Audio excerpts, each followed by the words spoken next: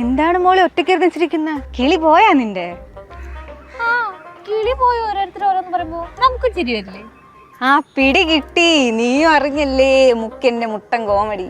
ആ തലേ തേങ്ങ വീണ പോലല്ലോ ഓരോരുത്തരുടെ വർത്താനം. എന്നാലും എനിക്ക് മനസ്സിലാവാത്ത, ഇവിടെ ഒന്നും ചെയ്യാതെ തന്നെ അമേരിക്കയെക്കാളും നമ്മൾ അടിപൊളിയാണെന്ന് പറഞ്ഞുകൊണ്ടിരിക്കുന്ന അവരുടെ തൊലിക്കെട്ടി ഉണ്ടല്ലോ, അപാരം തന്നെ.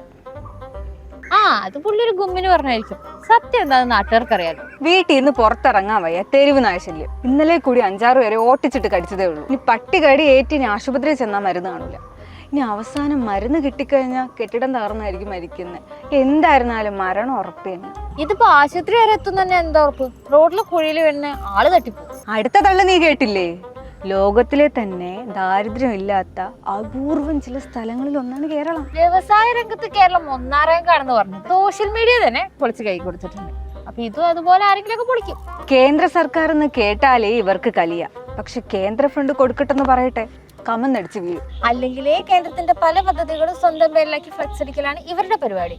ഈ പൈസ ഒക്കെ എടുത്ത് പാവപ്പെട്ടവർക്ക് കൊടുത്താൽ പോരായിരുന്നു. ഈ കഷ്ടപ്പാടുകളൊക്കെ മാറണോ? നിനക്ക് ജോലി വേണോ? വീട് വേണോ? ഒന്നും ചെയ്യണ്ട. നാളെ മുതൽ ചുമന്ന് കൊടി മുറിച്ചുകൊണ്ട് ഇറങ്ങിയാൽ മതി. ഈ പറഞ്ഞ സാധനങ്ങളൊക്കെ നിന്റെ വീട്ടിലെ ഫ്രണ്ടിൽ വരും.